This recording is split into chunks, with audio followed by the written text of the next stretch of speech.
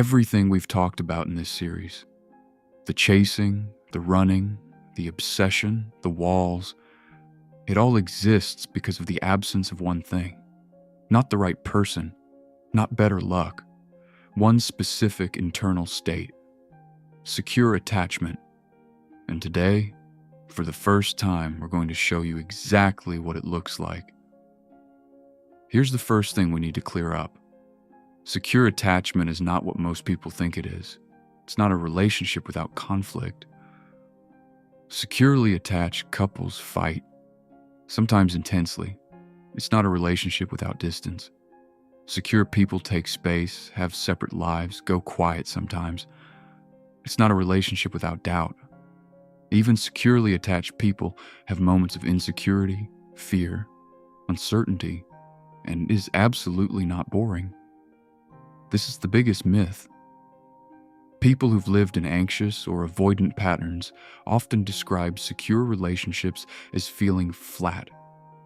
Because there's no spike, no chase, no withdrawal and return cycle firing dopamine. But that flatness, that's not the absence of love. That's the absence of fear. And most people have never experienced love without fear running underneath it. So when they finally do, they don't recognize it as love. They call it boring and leave. That is the cruelest trap of all. Secure attachment was defined by psychologist John Bowlby as a felt sense of safety with another person. The experience that someone is reliably there, will respond, and can be returned to after distance. The key word is felt, not known intellectually. Felt in the body, in the nervous system.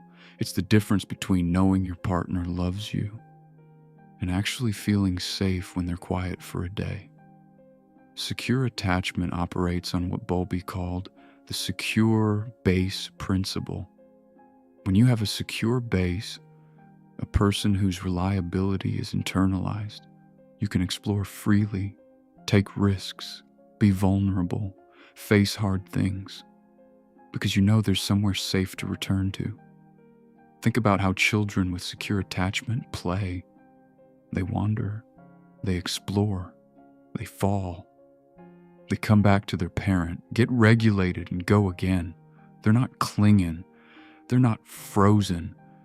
They use the base and leave it. Now think about adult relationships. The anxiously attached person never fully leaves. They stay close, watching for signs, unable to explore freely because the base doesn't feel reliable. The avoidantly attached person never fully returns. They explore but can't use the base, so they stay distant as protection. The securely attached person does both. They leave, they return. They trust both movements are safe. Here's what secure attachment actually looks like in practice. 8 moments. Compare them to what you know. 1. They don't reply for 3 hours. The secure response, mild awareness, maybe they're busy, and then you continue your day. No replaying, no drafting, no physiological spike. The silence doesn't mean anything yet. 2. You have an argument.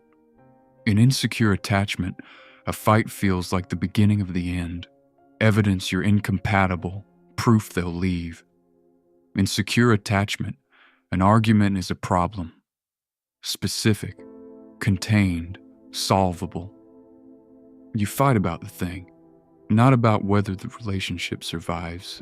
3. They need space. The secure response isn't panic or performance. It's okay. You trust that distance is just distance, not withdrawal, not punishment, not a signal that you've done something wrong. You use the time. You come back together and it's fine. 4. You're vulnerable. You say something real, something that costs you, and you're not immediately scanning for the reaction to manage it. You said it because it was true. Their response will be what it is. 5. You disagree. Securely attached people don't need agreement to feel safe. that can hold.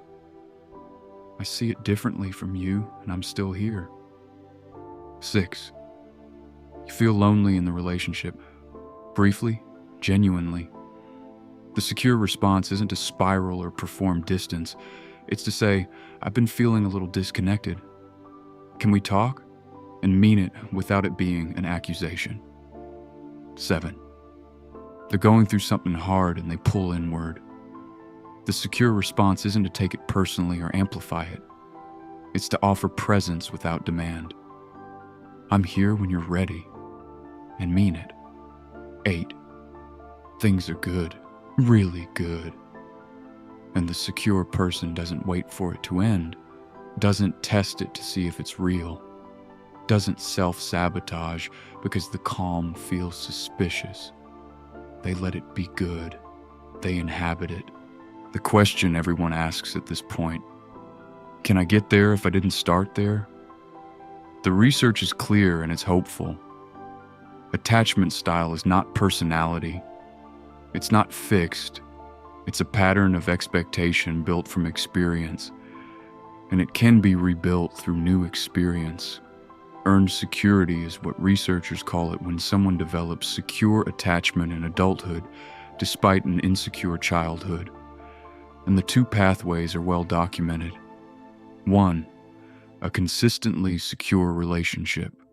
Not perfect, consistently secure. A partner who responds, repairs, returns. Over time, over years, your nervous system collects enough evidence to update the belief. Love is reliable.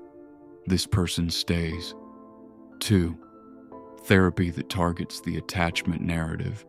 Specifically, learning to make sense of your own story. Research by Mary Main found that the single best predictor of earned security is the ability to tell a coherent, honest account of your own childhood, including its pain. Not a perfect childhood, a coherent story about the one you had. Security is not given to you by circumstance. It is built, slowly, imperfectly, by choosing to act from trust before you fully feel it, by staying when the alarm fires and nothing actually happens, by letting someone return without punishing them for having left. Blue and red don't have to be what they've always been. Neither do you.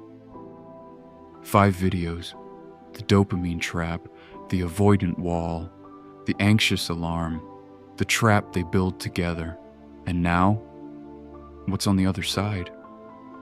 This channel exists because understanding yourself is the first act of change. Subscribe to complete the journey with us.